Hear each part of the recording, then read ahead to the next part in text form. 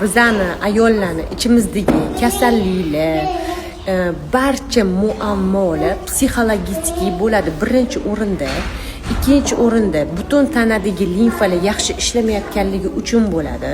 Limfalaringiz qabul qilmaydi siz ichayotgan dorini. Dangasa limfalar, dangasa odammi 2 barobar dangasa limfalari bo'ladi. O'sha limfalar qabul qilishni istamaydi va ichki yallig'lanishlar, ichki kasalliklar, zo'b, matkadagi muammolar, jigardagi muammolar hammasi ichki kasallik bir-biriga ulanib ketgan bo'ladi.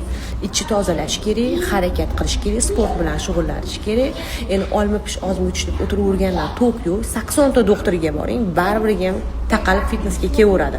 Taqalib harakatga kelaveradi. Yotib olib hech kim dori ichib tuzalmaydi. Harakat qilish kerak, immunitetini oshirish kerak, ichini tozalash kerak.